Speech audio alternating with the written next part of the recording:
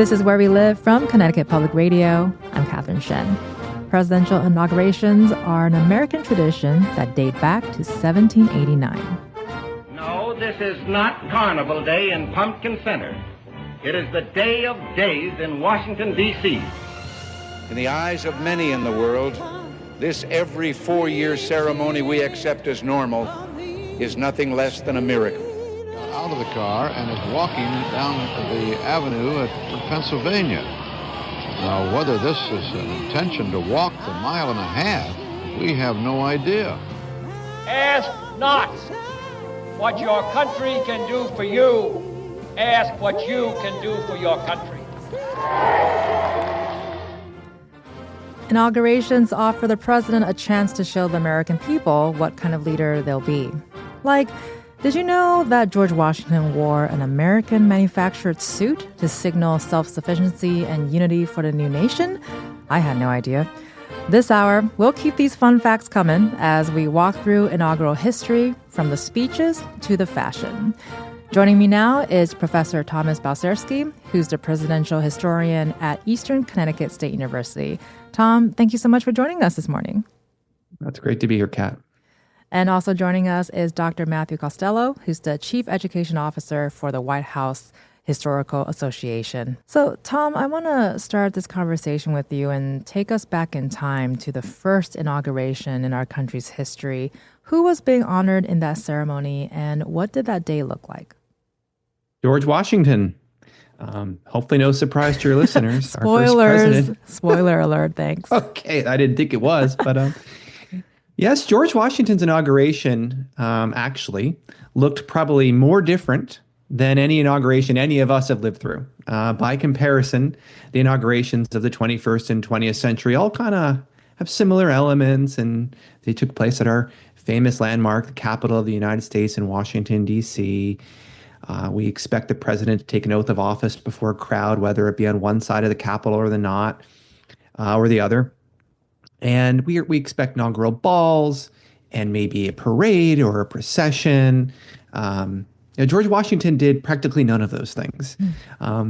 He took the oath of office, and in fact, that might be the one thing that connects George Washington to his successor, to the incoming president today, President-elect Donald Trump. But that's about it. He did, Washington, by comparison, took this oath of office in New York City. He didn't do it on January 20th for reasons that are really interesting for historians and probably less so for the general public. He did so on April 30th, 1789. He did so with a crowd, yes, but in a building that no longer stands, unfortunately, the site of which is now a national memorial, though. He did so with some things that we might recognize, like he took actually a Bible, which was not required by the Constitution, but sort of, you might say, a game time decision, an audible. And he gave a very, and I mean very short inaugural address. He still has the record for the shortest inaugural address, which came to just 135 words. Wow. So short and sweet, George Washington, our first president. That's amazing. And do we know why he chose April? No, he didn't choose it. That's the thing. He didn't have a choice. I mean, yeah, I could go into, let's just say the Congress then was getting its act together. Got it. And that act took a while to get together. And what do we know about why they decided to establish this tradition? Well, the thing is, tradition, that's the word. Traditions aren't necessarily intentional always, I would say. Traditions aren't always something that have a lot of foresight and a lot of thinking. Our Constitution doesn't provide for tradition in Inauguration Day. It provides for an oath of office. And it's all the people around the president, whether they be members of Congress, the city planners, in the case of where the Capitol might be, and the public, who collectively pull on different strings and tug on different threads to bring together what has become traditions. So there were no traditions, of course, when George Washington was inaugurated. There was, you might say, some gesture towards prior invocations and prior sort of taking of power by the English monarchs. which we've seen more recently with King Charles. But that's all they really were going on is, the British system. These were, after all, British colonies that had declared independence, and they were still trying to decide what aspects of that English monarchy to keep, both in its government and its ceremonies, and which to kind of be independent and separate from. Well, and Matthew, I want to toss this question to you because now the events, they're big, they're sort of spectacles, and the public is invited, and we can watch it on TV and streaming now and whatnots. But during George Washington's inauguration, of course, the events couldn't be broadcast or televised. Were members of the public invited? Were they able to experience or at least see what was going on? Well, to Tom's earlier point, Washington's inauguration looks very different from anything we've seen since and what we would see today.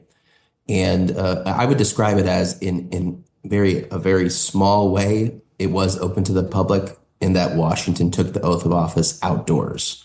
That was an opportunity for everyone who was gathered to be present and to witness George Washington taking this constitutional oath. However, there's nothing in the Constitution about an inaugural address. Washington was not obligated to give an inaugural address, but he decides to, but he does it indoors. They go back into the Senate chamber, and that is where Washington delivers the very first inaugural address. So immediately we see, even in 1789, there's a very clear division between sort of the president and the public, and we're just sort of getting a glimpse of that moment of accepting that responsibility, accepting that power. But then Washington and members of Congress retreat indoors, and that is where he gives the first inaugural address. And then over time, we start to see more and more of these traditions relax, open up, become more democratic. And over time, then we get to a place where all of a sudden now the oath is being taken outdoors. The inaugural address is being spoken outdoors.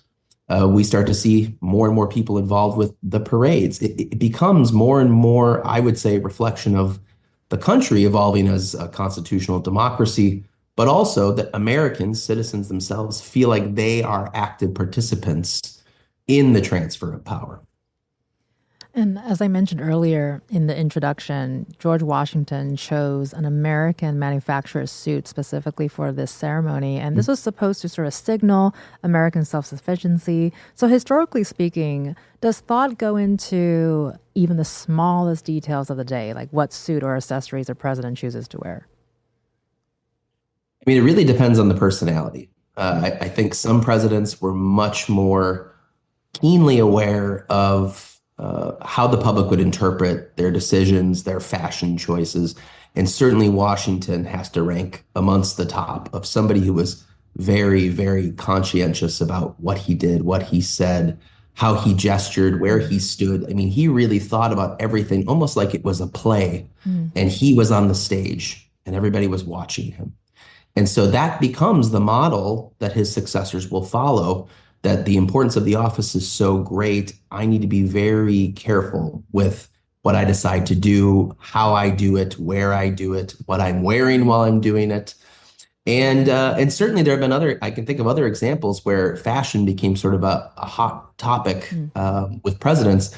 The one that comes to mind for me is President Kennedy opting to wear the top hat. The top hat had been something that a lot of presidents had worn, and then it sort of fell out of fashion. And so then Kennedy brings it back, but I believe that's the last time a president-elect has worn a top hat.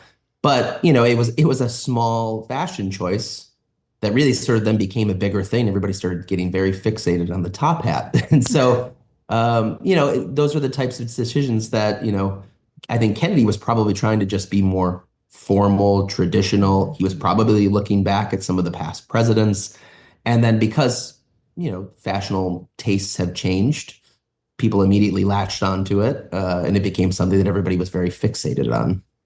Well, I say we bring a movement back and bring back the top hat. Let's be real. That will be attention grabbing. And Tom, as both of you have painted a picture for us in terms of how inaugurations, especially in George Washington's day, is so different compared to what we're seeing today.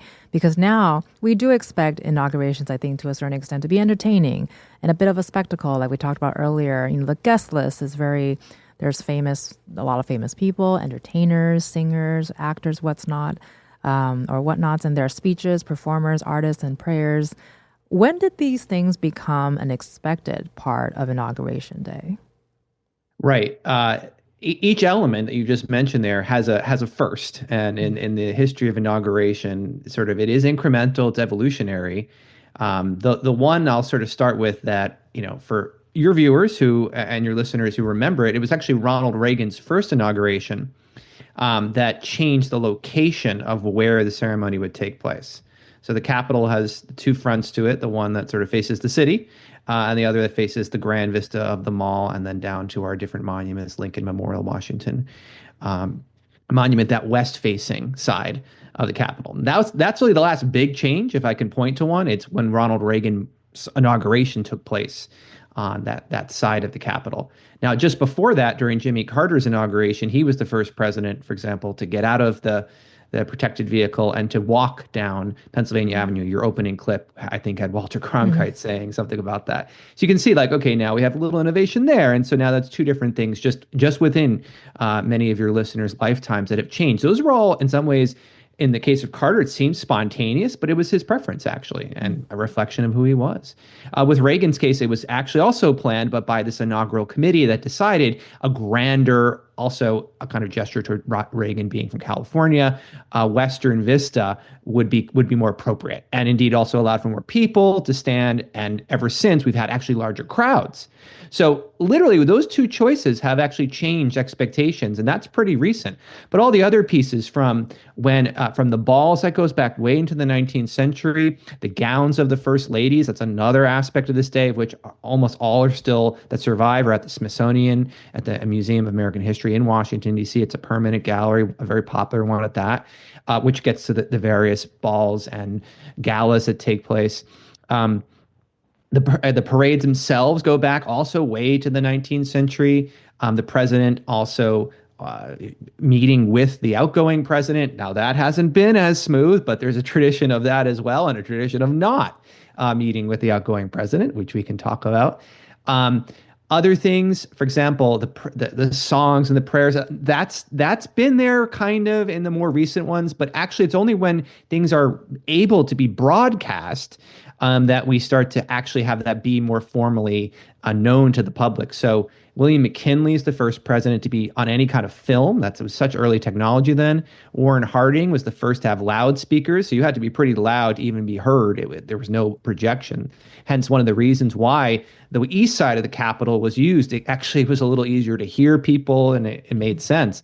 Calvin Coolidge, the first on the radio, and then Truman, television, Kennedy, the first in color, and Bill Clinton, the first over the internet. So there are a lot of firsts, and a lot of things change based on what broadcast technology is being used, and how the public is going to basically be present from afar. Well, and Matthew, earlier we mentioned a whole list of things that now we're expecting when it comes to inaugurations, and we call it a day, but it really extends well into the evening, right? And also, can you talk about how many people does it take to move one president out and move another one in and make everything look orderly and presentable? As Tom has mentioned, some processes are not as smooth as others. Yes. So there are typically, and it varies obviously over time, if you go back to the 19th century, really sort of the first instance of a same-day inaugural ball goes back to 1809. And that is with James and Dolly Madison at the Lawns Hotel here in Washington, D.C. And then fast forwarding through that, what we found is more and more inaugural balls are added over time, right? Inaugurations are getting bigger. More and more of the incoming president's supporters are making their way to the nation's capital. Transportation is getting better. So, all these things are factoring into more and more people converging on Washington, D.C. because their person is going into office. And inaugural balls become a great way to bring those people together, to thank them for their support. And so we're starting to see sort of modern politics come in play with having those supporters in person here in the nation's capital and attending inaugural balls to thank them. So we see an expansion of those. I think it's, Kennedy, I think, goes to 5 or 6 inaugural balls. Reagan goes to, I think, 9 or 10. They continue to get bigger and bigger. And then we see a retraction, right? We start to see less and less. And then, of course, during 2021, President Joe Biden doesn't have a traditional inaugural ball. It's more virtual events. So again, it's sort of based on whatever's happening in the country and the world can have an impact even on something like inaugural day celebrations. Now, in terms of moving a family in, moving a family out, this is a really interesting phenomenon because it is sort of unusual that all of this takes place in a single day. And, my sympathies to the executive resident staff. Right. They're an incredibly dedicated, hardworking team. And I'm sure every 4 years, this gets very challenging for them because, to everybody on the outside, we see this great moment, a transition, all these different historical things to think about. And they are going to be in a flurry of moving things, personal possessions from the outgoing president and that family to the incoming president and their family. They have about 5 hours between when the president-elect and the outgoing president leave for the Capitol. And in those 5 hours, they're going to have the oath of office, the inaugural address. There's a congressional luncheon. And then eventually the president will head back towards the White House to head to the reviewing stand to watch the inaugural parade. And during all of that time, you have about 80 to 90 executive resident staff, along with contractors, helping to move all of these things. And they have to inventory and process all of the things that are coming in and going out. They use different elevators not to mix up possessions. And then to top it all off, anything that's been pre-selected by the incoming family, for example, if there's a particular piece of artwork that they're really fond of, or they really want to use a particular sofa or drapes from the permanent White House collection, all of those things are pre-selected, they're brought on site, and they have to swap out things that are currently on display with the new things that the new president wants from the White House collection. Or sometimes we've even seen getting loans from other institutions like the Smithsonian, the National Gallery of Art. There'll be a lot of attention paid to, I would imagine, President Trump's Oval Office later today when he goes there. And if he keeps with what he has done in the past, he will be there to sign day one executive orders. In fact, quite a few recent presidents have done that. And I think it speaks to sort of the interest in the day. What is the president doing on day one? That has become more and more of a thing in our political culture. But then it is an opportunity for everyone to see what are the changes that the president has made, what things have they selected for their presidential workspace, because that office is going to be very important the next 4 years. And so in a flurry of about 5 hours, the House is flipped. One family is moved in, one family is moved out. And by the time the president and their family retreat from the inaugural reviewing stand to head inside the White House, they'll be entering in the White House the first time as the president. They'll go upstairs to get ready for the inaugural balls they have lined up for the evening. And they'll open the closets and their clothes will be there. Their pictures will be on the wall. All of their personal possessions will be spread out in the rooms they selected. I mean, it's a pretty incredible phenomenon that we do, because if you go back to the 19th century, that was not how move-in day worked. Move-in day was very staggered. It was sort of whenever things arrived. Sometimes, I've seen instances where presidents maybe stay a little bit later than they're supposed to give and then there's usually a couple of days for them to clean the house before a family moves in. So the fact that we've sort of compressed all of this into a single day is pretty remarkable. Well, I'm going to be honest here. We're all a little stressed just hearing all the logistics, and I know there's a large staff, but still being someone who has moved multiple apartments and houses, I'm just feeling a little stressed, right? Just hearing that. But it's so interesting because it's not really something we think about. Like you mentioned, both Tom and Matthew talked about how we really focus on sort of the glamour of it, which makes sense because that's what we're seeing literally, and don't really think about what happens behind the scenes, which now I'm finding to be very interesting.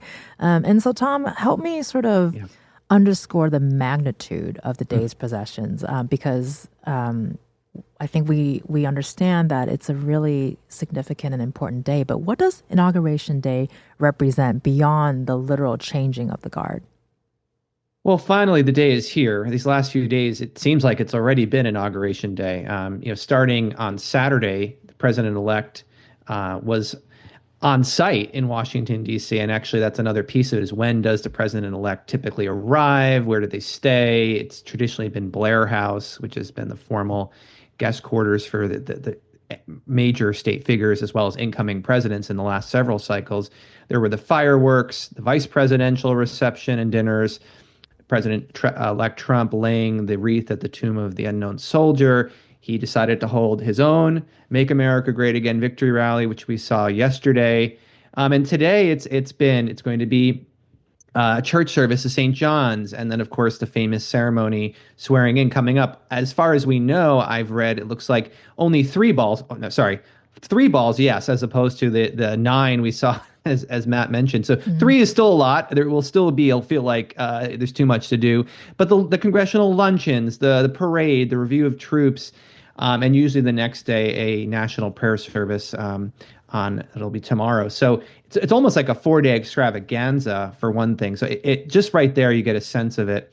And this, of course, is after all of the political aspects that led to from the election to the certification of the vote to all of it. So in some ways, the buildup may seem like it's gone on forever. One thing I want to point out for your listeners is that while, again, it seems like it's been forever since Election Day, not until 1937, actually, did this day, January the 20th, get enshrined in our Constitution as the day for inauguration.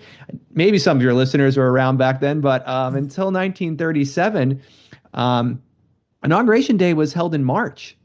And this is March 4th, a day maybe we remember or don't remember. And so doing a little math here from when the March 4th date was set back in the early 1800s till when it ended in 1937, still in American history, more inaugurations took place in March than have taken place in January. So fun fact there, that balance will change as time goes on. But so there used to be even more time. And that gets to another point we're saying, is that the compression of our society in a way through our means of technology, the means of travel, really the modernity of Inauguration Day changes with time. And this idea of all this happening so quickly, so fast, so on top of each other, I think really speaks to our own time. It's instant communication that we're in. So things go very quickly now. It seems it's just 1, 2, 3. And the point about the executive orders that we're going to see later today, there will be stacks and stacks of them on a table. And only after we, as a people, understand what was just changed with the stroke of a pen, do we realize how awesome and powerful Inauguration Day is. It allows for one man to use the power of the presidency, which, again, is greater than ever. And just a note that it's so great, I think, that as we saw in outgoing President Biden's farewell address, his concern over that. So a lot happening politically, sort of culturally, and we're all just kind of witness to history right now. You're listening to Professor Thomas Balcerski, who's the presidential historian at Eastern Connecticut State University, and Dr. Matthew Costello, who's the chief education officer for the White House Historical Association. Coming up next, our guests share their favorite inaugural moments throughout history. Join the conversation. Leave us a comment on Facebook and Twitter at Where We Live.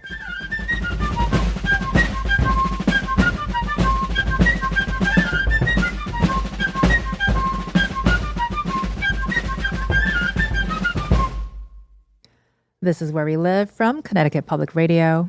I'm Catherine Shen. This hour, we're walking through the history of Inauguration Day. It's a tradition that dates all the way back to 1789. I'm joined by Professor Thomas Balcerski, who's a presidential historian at Eastern Connecticut State University, and Dr. Matthew Costello, who's the chief education officer for the White House Historical Association. And for our listeners, let us know if you have a favorite inaugural speech or performance. Leave us a comment on Facebook and Twitter at Where We Live. So, Matthew, I kind of want to start this conversation by asking, what are some of your favorite all-time favorite inaugural moments? Maybe a top 2. As much as I think there is something to learn from, as Tom was alluding to earlier, sort of the awesome power and the moments of something that has historically happened every 4 years, unless there's been an intervening assassination or death. It is one of the longest running traditions in American political history.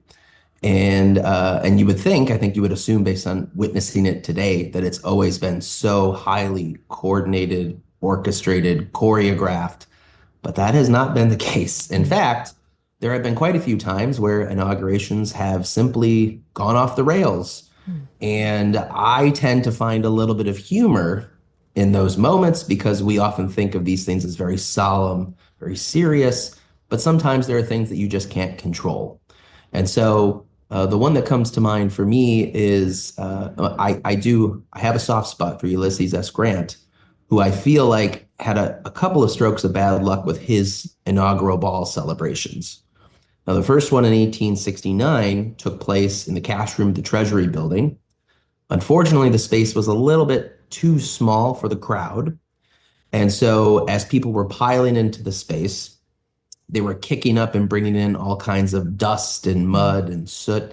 And pretty soon, because the ventilation was so poor, everyone is sort of inhaling what everyone is bringing in, because DC isn't really all that paved.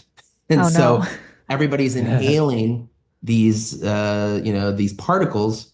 There's coughing fits. And, it's not a great party, right? It's not a very good inaugural ball. And pretty soon people are heading for the exits. And then in order to, okay, well, that happened the first time. Let's try to learn from that experience. They decide to build a temporary structure for the inaugural ball in 1873 over where today we would call it roughly Judiciary Square area here in Washington, D.C. And it's a massive temporary structure in order to accommodate, the large crowds that they're expecting. However, it is not insulated. It is not heated. And, I think they thought, well, March, I'm sure it'll be warm enough. Turns out it was a very frigid March. And his guests came to a second inaugural ball. They were freezing. A lot of them didn't take off their coats or their furs or their hats. So everybody's sort of trying to dance to keep warm. The food is cold. And I think probably the saddest part, they had procured a number of canaries for the event to be a celebratory sort of, I imagine it's sort of like a release of birds, but the birds froze to death. So, not to leave this story on a low note, but, again, that is a very different inaugural experience compared to what we see today and what actually takes place. And I think a big part of it is that a lot of this stuff is, as Tom alluded to earlier, it is invented as we go, right? We're trying new things. We have to learn from previous experiences. And there is a little bit of autonomy that the president-elect and people around him have in determining these types of events, where they take place, what do they look like. I mean, those things, there's a lot more flexibility in figuring out what those are and what they look like, as opposed to things that are in the Constitution or required by law. Well, I think it's very humanizing to hear that, actually, because of course things always go like that. You learn from the first experience, but the second experience, something else goes wrong. And the third time, there's other things. I did not expect that story about the birds, Matthew. Well, it's probably, I don't know if that part's as relatable, but I'm sure everybody who's listening has thrown a party. Yeah. And the plan it's gone out the window, right? And so it's, hey, you're not alone. Even presidential inaugurations, which are planned all the way to the top and by minute, even those have moments where things do not go according to plan. And I think that makes all of us feel a little bit better about ourselves. And Tom, of course, I want to ask about you too, in terms of, any specific inaugurations that fascinates you or a moment that really stands out for you for any particular reason. Well, let us begin with the weather, I suppose. We've alluded to freezing birds. That's an image. But it's actually just as likely to rain in Washington, D.C., whether it had been March or January. And it was a real rainy day on March 4th, 1889, when Benjamin Harrison, grandson of William Henry Harrison, famous for having a very cold inauguration and refusing to wear either top coat or hat, was inaugurated. And in the rain, there are photos that are just like, I love it. All you see are umbrellas. So, people were trying to stay dry. Don't blame them. And now you have this outdoor ceremony that refused to move inside at this point. We're at the point where now it has to be outside or nothing. That's not quite true. 1985, Ronald Reagan will actually move the ceremony indoors because it was 9 degrees. But in this one, you had Benjamin Harrison taking the oath of office on outside on the east portico of the Capitol, and he's going to put his hand on the Bible, and his other hand he raises, as become tradition. Who's going to keep the president dry. But outgoing president, Grover Cleveland. Now, here's a man, Grover Cleveland, who just lost an election, and another close one, I may say, because he actually lost the electoral vote but won the popular vote, Grover did. And, of course, Grover is there, no, not of course, but Grover is there, and that's the first thing I should say. He shows up for Harrison's inauguration, and he holds the umbrella. I mean, that's a human moment. That's not scripted, and that's just who Grover Cleveland was, a man actually of honesty and dignity. Why I mention it, too, is because 4 years later, there's a rematch, which I think now we all maybe are more familiar with, that Donald Trump will be it'll be the second time a non-consecutive term is taking place. And it was Grover Cleveland who was the first of those non-consecutive terms. And sure enough, Benjamin Harrison returns the favor. He is absolutely present for Grover's second inauguration. No rain that day. But what I like about it is the civility of it all, because up until that point, actually, there had been several occasions where the outgoing president refused to attend the incoming president's inauguration. And there have been occasions since then where, for various reasons, the outgoing president did not attend. So this gets us to 2021, not my favorite inauguration, but when Joe Biden, in what will probably always be known as the COVID inauguration, with everyone spaced out and Bernie Sanders crossing his arms with those gloves, the ultimate meme of Inauguration Day thus far, Donald Trump was not present. And today we fully expect to see Joe Biden on the stage. And, I think that's really good. So for me, inaugurations where the outgoing president is there, is supporting, is doing his duty, you might say, and where the incoming president and the outgoing president can be on the same stage, can have a civil moment. I like that. Well, and both of you shared really sort of fun inauguration moments that really stands out to you. Now I want to ask both of you, who gave your favorite inaugural speech? A lot of people are here for the speeches, and tell us why it's your favorite. Matthew, we'll start with you. I think I'm going to take the easy road here. I'm going to go with Abraham Lincoln's second inaugural address. I think, just being an American historian, thinking more about what is happening in that moment in 1865, and Lincoln is reelected, which was not it wasn't a certain thing. Right. In fact, there was different pushes by different people to consider a different nominee. That Lincoln had lost his way, that the Union was losing the war, and so it wasn't a guarantee that Lincoln was going to win re-election in 1864. And so I think, just kind of pulling on the context of that moment, he wins re-election.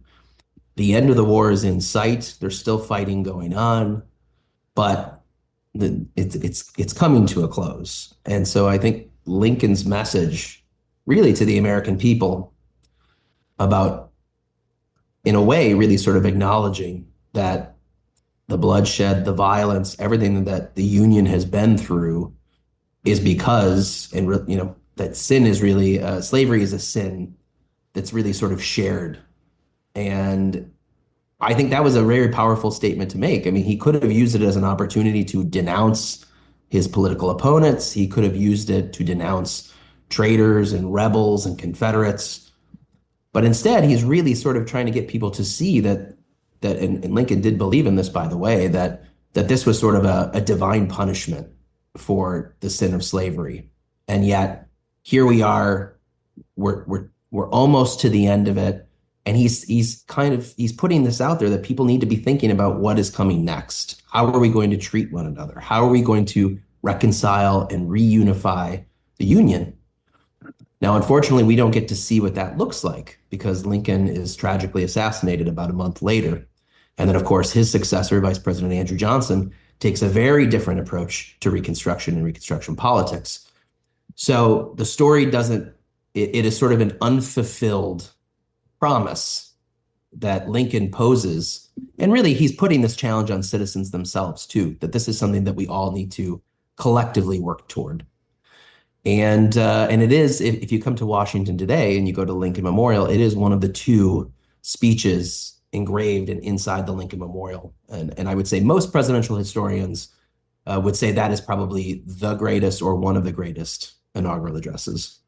Well, I think very much following the theme of the present day, looking into the future and what to expect. And so, Tom, do you have an inaugural speech that stands out to you as one of the greatest? Yeah, and actually, I'm going to hopefully introduce a concept here to your listeners, and that is, my favorite speeches are when the president changes the English language. Mm. John F. Kennedy used something called antithesis.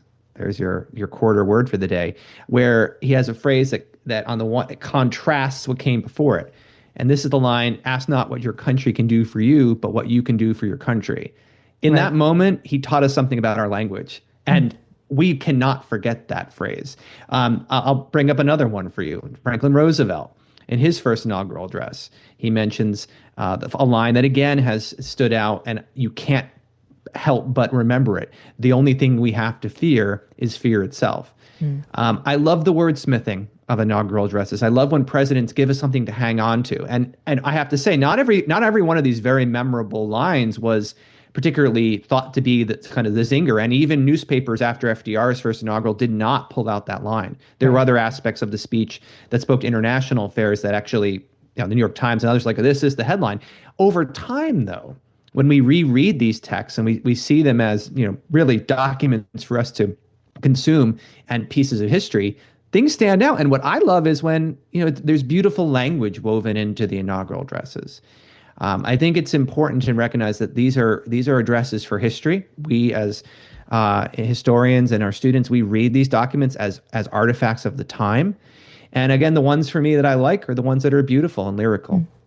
Well, and I think it's fun too. Sometimes you don't realize where those wordsmithing comes from, right? And really quickly before we end here is because you mentioned the beautiful language and the changing of the language. Do presidents write their own speeches? Do they have a team? How has that evolved over time? Well, great question. Yeah, no, go ahead. Go ahead, Tom. Believe it or not, most of them do write it. Most of them have written it. And I think I'll let Matt chime in. I think certainly Ronald Reagan wrote his own inaugural address. I think Clinton did, but yeah, maybe we can get into how presidential speech writing works and what happens to it. Yeah, you go back to the 19th century, and I think certainly they're all writing their own speeches. They might be sharing drafts with advisors or asking people for opinions. Some presidents-elect, I think, were much more, verbose and writers in and of themselves. I'm thinking of somebody like Theodore Roosevelt, who would have certainly, sat down and written his own speech. But then as you move into the modern, yes, presidents are still heavily involved because they know that this is this is their moment. They are the new president of the United States, the leader of the free world. What is their message? And that is a critical moment for you to really sort of put that out there for the American people to hear, for the world to hear. And I would just say entrusting that solely to advisors, well, that would be a big mistake. It's really got to be in your words and what you want to convey. And so as far as, are they doing all the little writing? I don't know, probably not. Mm-hmm. But, typically they're meeting with speechwriters. They're talking about, this is what I want to convey. These are the ideas I want to. And so they work through it. They work through multiple drafts again and again and again. And to echo Tom's earlier point, I really like, even though Franklin Roosevelt had a team who worked on speeches with him, he would go through and he'd mark it up and he'd scribble stuff out. Even his very famous speech to Congress after the attack on Pearl Harbor, the National Archives has a copy of sort of his markups of the document. And so even with that, to Tom's earlier point, a presidential impact of the pencil as opposed to the pen. I think the very famous phrase associated with that speech is "a day which will live in infamy." That was Roosevelt changing the words. I think his speechwriters had selected something different, and he was the one who crossed it out and added new words. So you can certainly find examples of presidents working with speechwriters, but I think the inaugural address is so important now that they really will be heavily involved in the final text. Well, I think another humanizing moment is realizing that there are other people correcting presidents' speeches. So I did not expect the humanizing theme today, and I'm loving it. Well, thank you so much for that. You've been listening to Dr. Matthew Costello, who's the Chief Education Officer for the White House Historical Association, and also Thomas Balcerski, who's a presidential historian at Eastern Connecticut State University. This hour, we're exploring some of the most memorable inaugural moments throughout history, and we'll be back after a short break.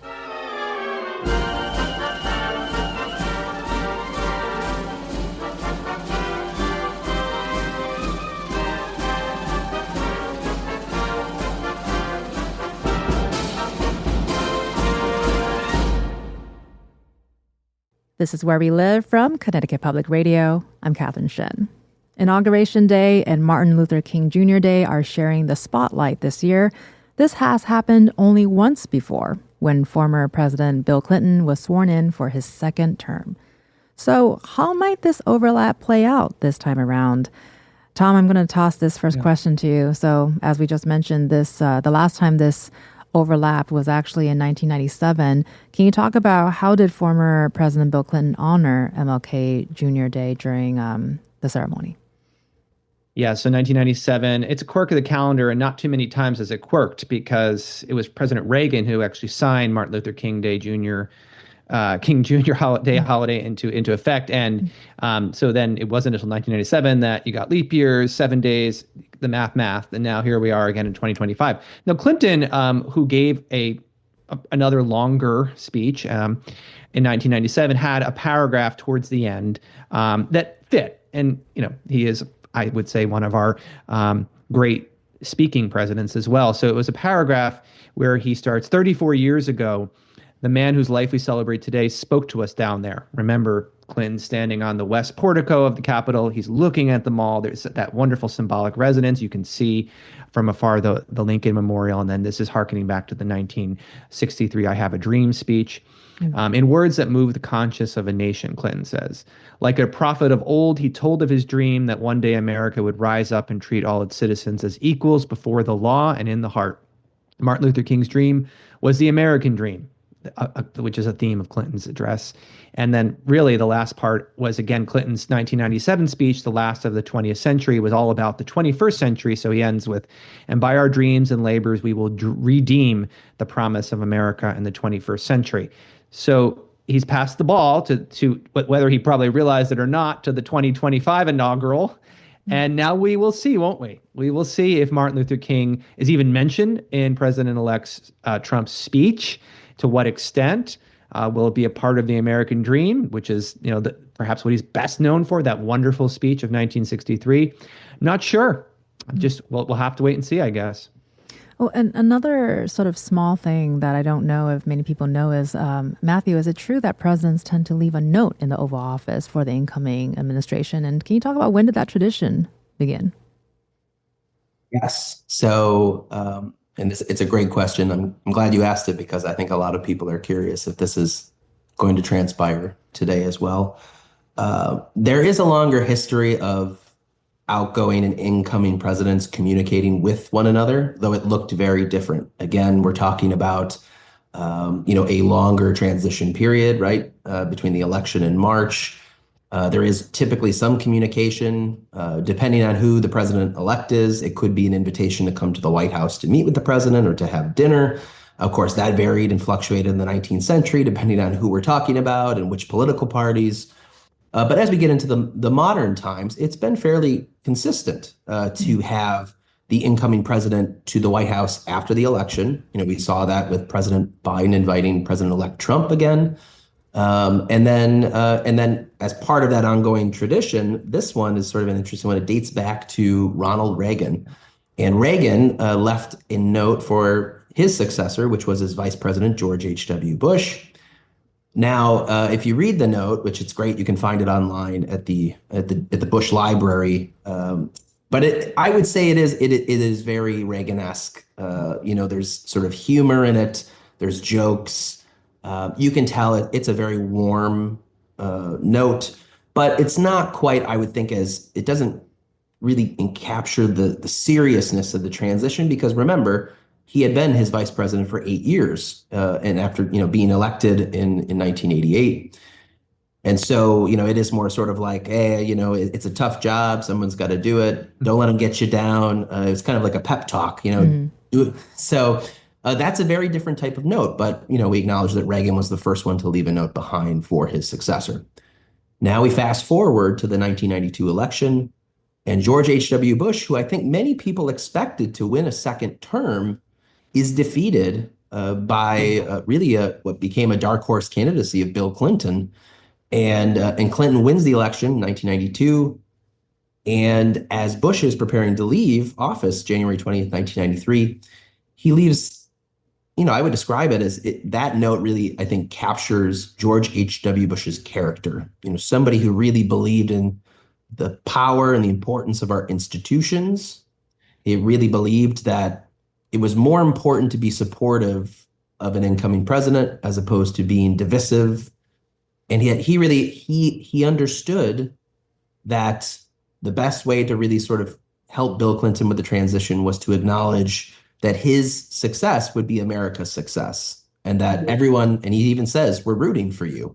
And so that is it's a very genuine, heartfelt moment that George H.W. Bush delivers on White House stationery and leaves behind for President Clinton in 1993.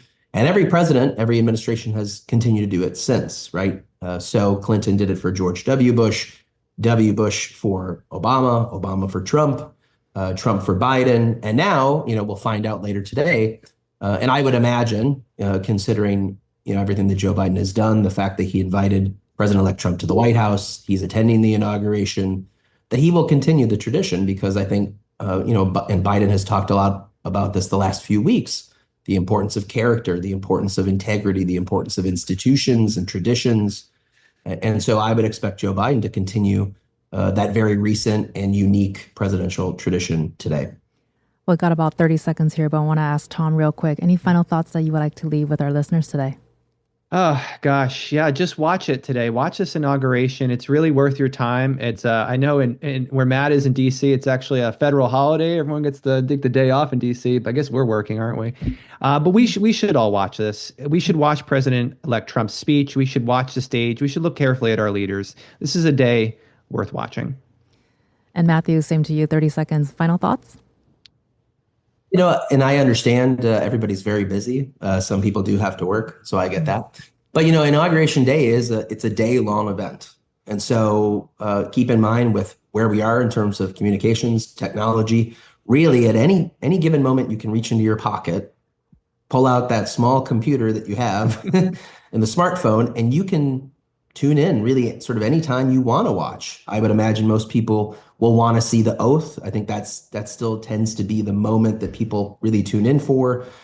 And the inaugural speech, they want to see what the new president is going to say. But I would also say if you enjoy parades, tune in later because you'll see all kinds of interesting things in the parade in terms of organizations, marching bands, floats. It reminds me very much of Macy's around Thanksgiving Day. So be sure to check that out, too, if you have time. Well, appreciate you both sharing thoughts with us today. Clearly just scraped the surface. We would love to have both of you back at some point for some follow-ups and more fun facts. You've been listening to Dr. Matthew Costello, who's the Chief Education Officer for the White House Historical Association. Matthew, thank you so much for joining us today. Thank you for having me, Catherine. You're also listening to Professor Thomas Balcerski, who's a presidential historian at Eastern Connecticut State University. Tom, it was a pleasure having you on. Thanks, Kat. If you're listening live with us this morning, Connecticut Public will be broadcasting live NPR coverage of the 60th presidential inauguration starting at 11 a.m. Tune in. I'm Catherine Shen. Today's show is produced by Chloe Wynn. Our technical producer is Dylan Reyes. Download Where We Live anytime on your favorite podcast app, and thank you so much for listening.